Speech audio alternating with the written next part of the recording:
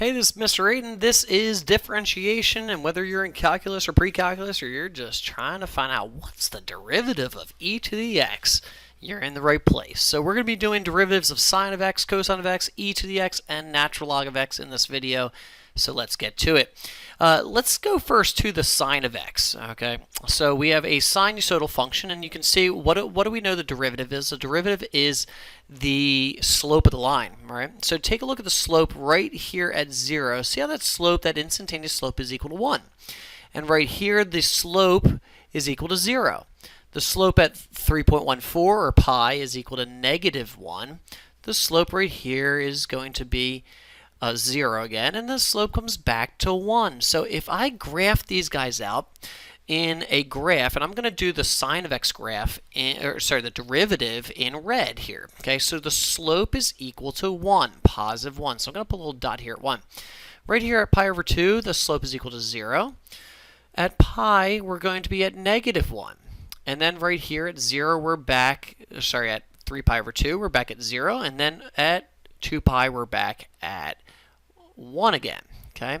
Now, if I kind of connected these dots in a function here, you can see how, what does this red function look a lot like?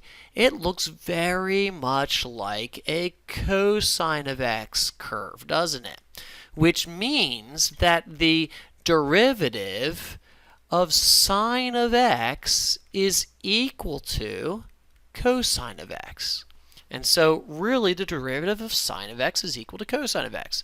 So if I wanted to know, if I had a function that said y equals 4 sine of x, and I wanted to know what that derivative was, it would be equal to 4 cosine of x. And so that would be the derivative. So the derivative of sine of x is cosine of x. Let's take a look at the cosine function here. And again, I'm going to take a look at the slopes at each point I can. So at 0, at 0, 1 right here, what's the slope is equal to 0, isn't it? The slope right here at pi over 2 is a negative. The slope right here at pi is going to be 0. The slope at 3 pi over 2 is going to be positive 1. And then we're back to 0.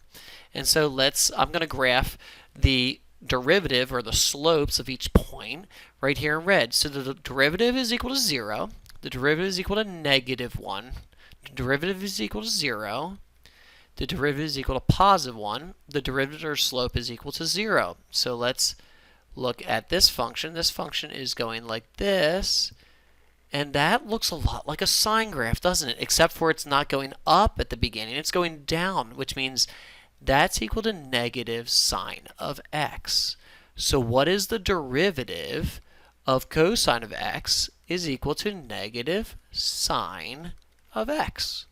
So if I want to know, if I had a function that said y equals -3 cosine of x, and I want to know what the derivative was, well, we have -3 times, what's the derivative right here is cosine of x. What's the derivative of cosine of x is negative sine of x. What happens to those two negatives? They canceled out, so we get 3 sine of x right there.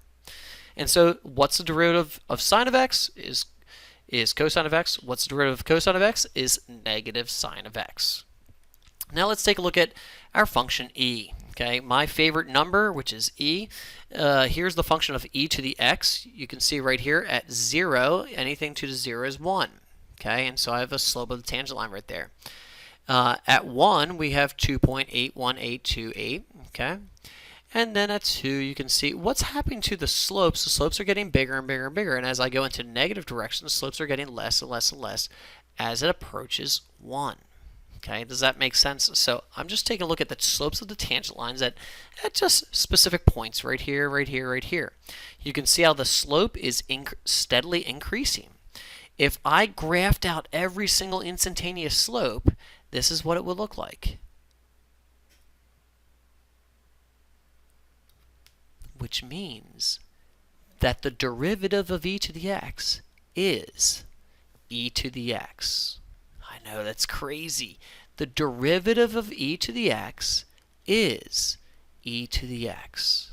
It's amazing. And this is why this is the only function that is the derivative of itself. This is literally showing God, the designer, sitting right here in a mathematical equation, is the derivative at every single point in time of e to the x is e to the x, and that is why all of our natural logarithms and our natural first order reactions in terms of chemistry is based upon e to the x, is because this function, the derivative, the rate of change, is the same, is equal to itself. That's the only, it's one of the things of why we actually survive in this world. Okay, it's really, really, really cool.